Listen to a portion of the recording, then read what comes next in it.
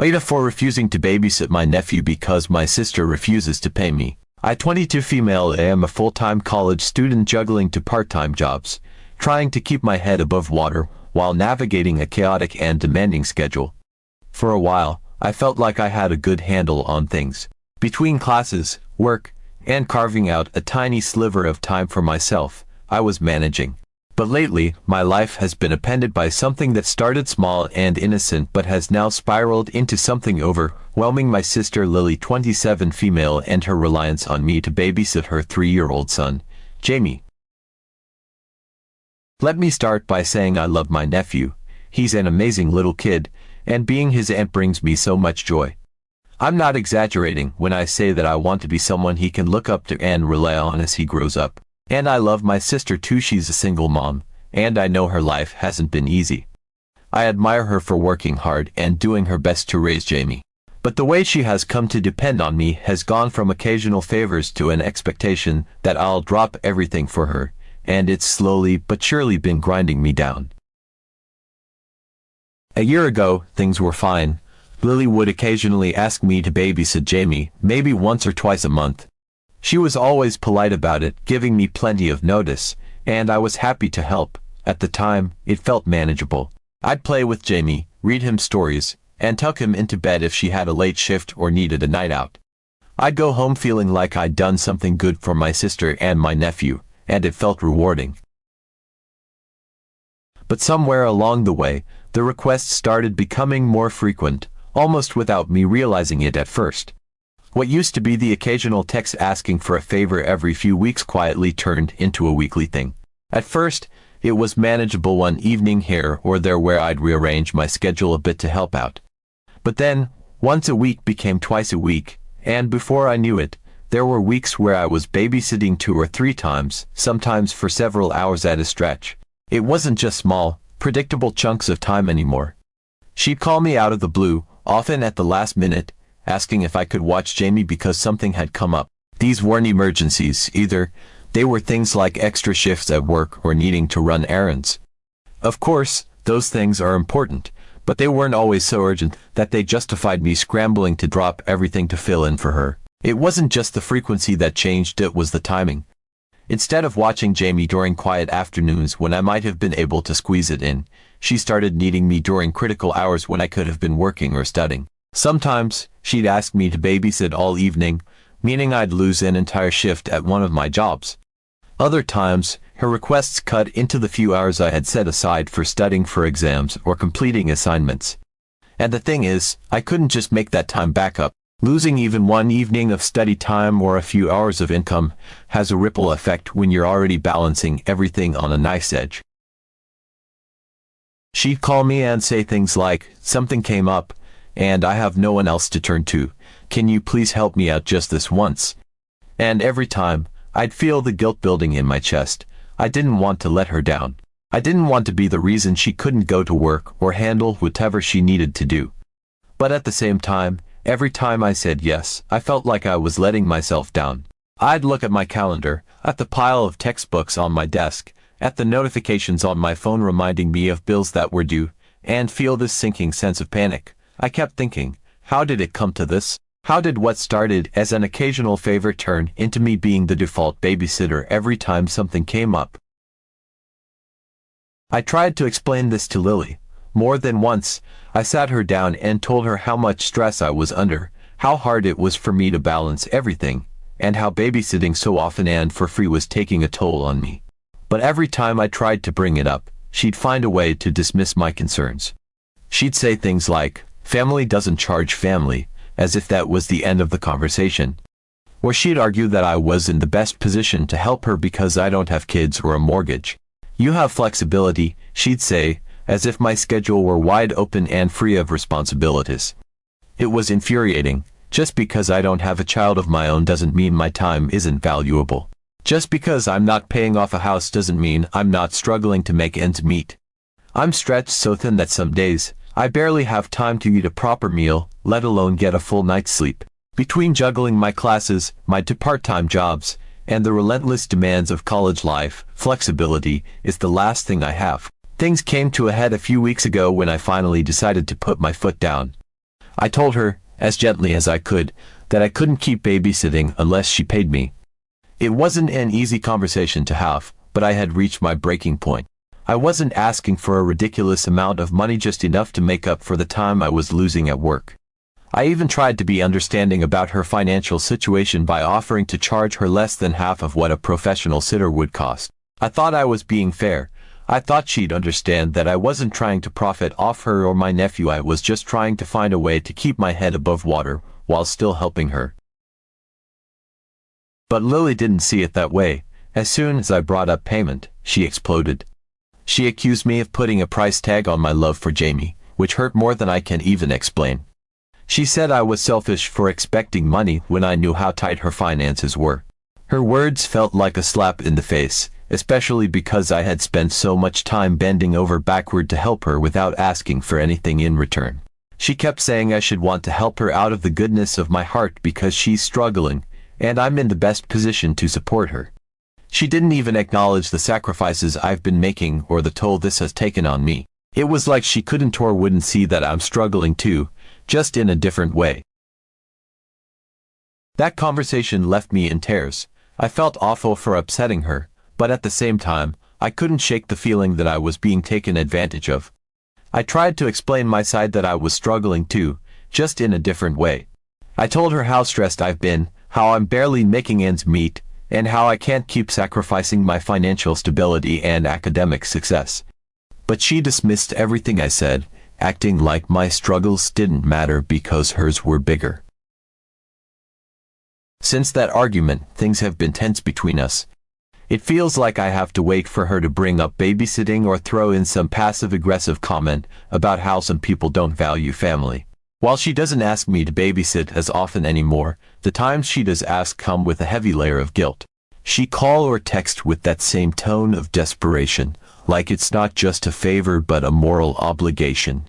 And when I say no, she makes it clear how disappointed she is. She doesn't even have to say much. Her silence on the phone or the way she sighs before hanging up says it all. It's like she's carrying around this invisible scoreboard of all the times I've let her down, and every no adds another tally against me. The most recent incident happened last week, and it was the hardest one yet. Her sitter canceled at the last minute, and she called me at 7 a.m., her voice frantic. She begged me to watch Jamie because she had something important to take care of. I immediately felt that familiar sinking feeling in my chest, the kind that comes from knowing you're about to disappoint someone you care about.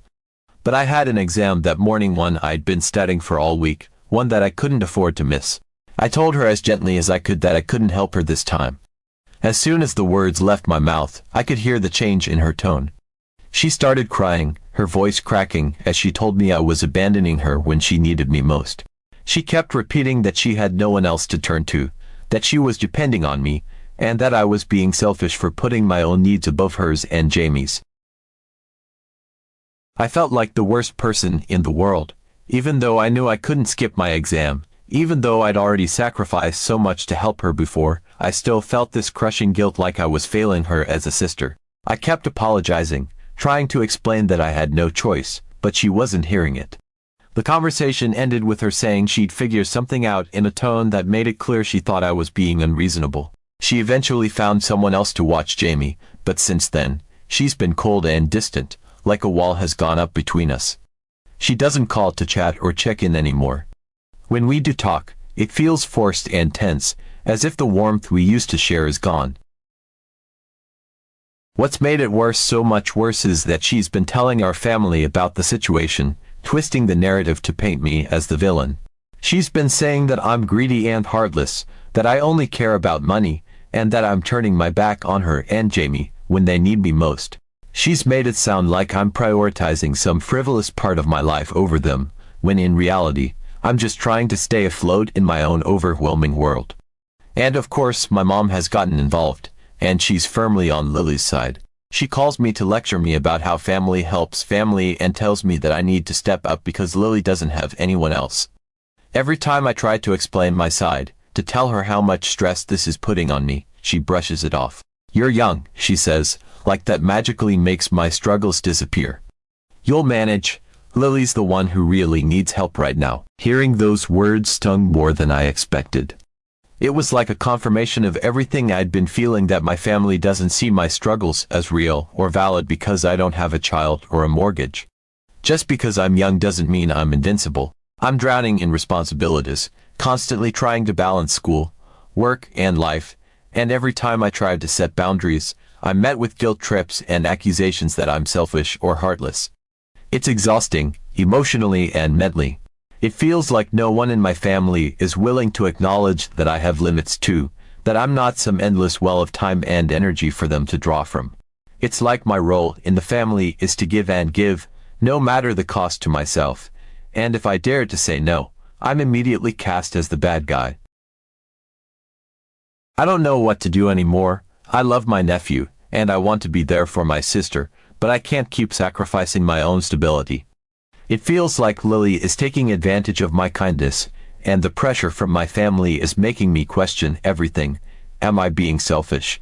Should I just suck it up and keep helping her, even if it means putting my own needs on the back burner? Or is it okay to say no, even if it upsets her? I feel so torn, and I hate that this situation has made me feel like a bad sister and a bad aunt. Am I the asshole for refusing to babysit unless she pays me? Update 1. That evening, I was finally planning to take some time for myself. My friends had been asking me to join them for weeks, and I had been putting them off every time, citing work, school, or, more often than not, babysitting Jamie. But that day, I was determined. I was drained, emotionally and physically, and I just wanted a few hours to unwind, laugh, and forget about the constant pressure weighing on me. I hadn't even told my friends the full extent of what was going on with Lily and my family. I didn't want to be the one always bringing drama to the table. So, I decided to dress up, head out, and just enjoy for a night. It felt like a small rebellion, a chance to reclaim a little piece of myself. I was in the middle of getting ready when my phone buzzed. I glanced at the screen and immediately felt that familiar knot in my stomach when I saw Lily's name.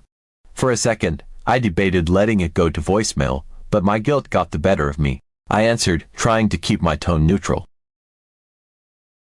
Lily's voice was cheery, as if the tension of the past few weeks hadn't existed. She launched straight into asking if I could watch Jamie for a couple of hours because she had something to do. She didn't even acknowledge the fact that we hadn't really spoken since the last argument, didn't mention the things she'd said about me to the family, and certainly didn't apologize. It was like she expected me to just sweep everything under the rug and show up for her, no questions asked. I was stunned. For a moment, I didn't even know how to respond. But then all the frustration and hurt came bubbling to the surface, and I told her calmly, but firmly, that after everything she'd said about me to the family, I didn't feel particularly inclined to drop everything and help her. I reminded her of how she'd called me greedy, selfish, and uncaring, and how she'd painted me as the villain to our relatives. I said that her words had consequences, and one of those consequences was that I no longer felt obligated to bend over backward to accommodate her. Lily's tone shifted immediately.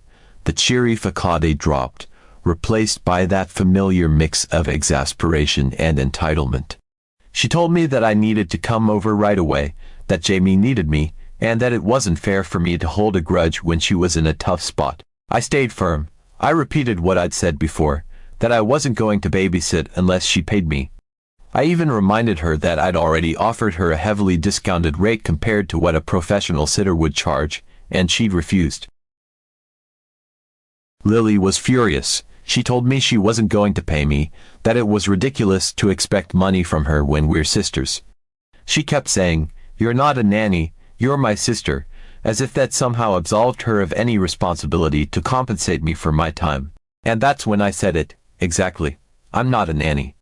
Which is why I'm not going to keep babysitting for free. I ended the call before she could respond because I knew nothing productive was going to come out of the conversation. I felt shaky and angry, but also a little proud of myself for standing my ground. I thought that would be the end of it for the night, but of course, I was wrong. Not 10 minutes later, my phone rang again. This time, it was my mom. The moment I answered, she launched into a lecture about how I needed to go help Lily. She said Lily had called her in tears, saying I was refusing to watch Jamie, and that I was being unreasonable. Mom didn't even give me a chance to explain my side before telling me that it was my responsibility to help my sister. When I finally managed to get a word in, I told her that I had plans for the evening and that I wasn't going to cancel them. I explained that I'd already spent months sacrificing my time and energy for Lily and that I deserved one night to myself. Mom wasn't having it. She told me I could reschedule my plans, that going out with friends wasn't as important as helping family. She kept repeating that Lily needed me and that I was in the best position to help her. That phrase, the best position to help her, felt like a slap in the face. How was I in the best position to help anyone when I could barely keep my own life together? I pointed out the obvious, that if Lily was in such desperate need of help, Mom could step in. She was retired, with far more free time than I had. Surely, if family was so important, Mom could help just as easily as I could. But Mom brushed that off, saying that Lily specifically wanted me to watch Jamie, as if that somehow made it my responsibility. I was stunned. The idea that my plans, my time, and my boundaries didn't matter simply because Lily had decided I was the one she wanted to help her was almost too much to process. I repeated, for what felt like the 100th time, that I wasn't going to babysit unless Lily paid me. Mom was horrified. She couldn't believe I would even suggest such a thing, saying that it was unthinkable to charge my own sister to watch my nephew. She kept going on about how selfish I was being, how I was prioritizing money over family, and how I needed to grow up and realize that helping Lily was more important than anything else I had going on. And then she hung up, just like that. No goodbye, no acknowledgement of my feelings or my side of the story, just a click and silence. I sat there, staring at my phone, feeling a mix of anger, hurt, and disbelief. It wasn't just Lily anymore. Now my mom was piling on, making me feel like the worst person in the world for daring to set boundaries. And the thing that hurt the most was that Mom could have easily helped Lily herself, but instead, she chose to gang up on me, to reinforce this idea that my time and my needs didn't matter as much as Lily's. Update 2. That evening, despite everything, I finally managed to head out and meet my friends. It felt like a small victory just to leave the house after the emotionally exhausting day I'd had. My phone buzzed constantly in my bag, and while I ignored most of the notifications, I knew some of them were from Lily and probably my mom as well. But for once, I refused to let myself get dragged into the chaos. I didn't want my plans derailed yet again by the endless cycle of guilt-tripping and arguments. I needed a break. When I met up with my friends, it felt like stepping into another world, one where I could actually breathe. The air was crisp, the city was alive, and for the first time in weeks, I felt a little lighter. We grabbed some food, wandered around downtown, and shared stories about work, school, and life in general. For a while, I managed to push the day's drama out of my mind. It wasn't just about the walk or the food, it was the company. Being with people who didn't expect me to shoulder their burdens, who didn't make me feel guilty for existing, was a balm for my soul. Of course, peace never lasts for long in my world. About an hour into our night, my phone started buzzing again, this time with an incoming call. I saw Lily's name flash on the screen, and my stomach sank. I thought about ignoring it, but a small, curious part of me wanted to hear what she could possibly have to say now. After everything, what more could there be to argue about? Reluctantly, I stepped away from my friends and answered. Lily wasted no time launching into what could only be described as a tirade disguised as a complaint. She told me that since I had refused to watch Jamie, she'd had to convince Mom to come over and babysit instead. At first, I was confused. Wasn't that exactly what I'd suggested earlier? But then she dropped the real bombshell. She hadn't needed a sitter because of work or some unavoidable obligation. No, she'd wanted me or now Mom to babysit so she could go out and relax with her friends. She said she deserved a night off, that she was exhausted from being a single mom and just needed to unwind. The absurdity of it hit me like a freight train. I couldn't stop myself from laughing out loud right there on the sidewalk. It wasn't just the audacity of the situation. It was the sheer ridiculousness of her framing this as my fault. She went on about how this whole thing could have been avoided if I'd just agreed to babysit in the first place, as though I were the one creating the awkwardness, not her. I could barely believe what I was hearing. After everything she'd said to me, calling me selfish, dragging my name through the mud with our family, accusing me of not caring about Jamie, she had the nerve to turn around and act like I was in the wrong for not dropping my plans to let her go party with her friends. It was beyond absurd. She'd spent the last few weeks painting me as the villain, and now, because I hadn't caved to her demands, she had to drag Mom into it. And to top it off, she was acting like her night out was somehow more important than mine. When she finished her rant, I told her exactly what I thought about the situation. I made it clear that I wasn't going to sacrifice my hard-earned free time to sit with Jamie for free while she went out to relax. I reminded her, again, that I wasn't her nanny, and it wasn't my job to make her social life easier at the expense of my own. The more I spoke, the more shocked she seemed, as though she genuinely couldn't fathom why I wasn't apologizing or backtracking. She tried to argue, but I was done. I laughed again, a real, deep laugh that probably only made her angrier, and told her there was nothing left to talk about. It wasn't my responsibility to make her life easier, especially when she couldn't even respect my boundaries. Then I hung up. It was a rare moment of feeling truly empowered, and for the first time in weeks, I didn't immediately feel guilty for standing my ground. When I returned to my friends, I didn't say much about the call. I didn't want to spend the night rehashing the same drama, and honestly, I was still trying to process the sheer ridiculousness of it all. The fact that she thought it was okay to try and guilt me into giving up my night off so she could have hers was mind-blowing. But what struck me even more was how much she believed she was entitled to my time, my energy, and my sacrifices without ever acknowledging or respecting my needs. For the rest of the night, I focused on enjoying myself. I was tired of being the family scapegoat, tired of being the one everyone leaned on without so much as a thank you. If Lily and Mom wanted to continue their campaign to guilt me into submission, they could do it without me. I was done letting their expectations dictate my life.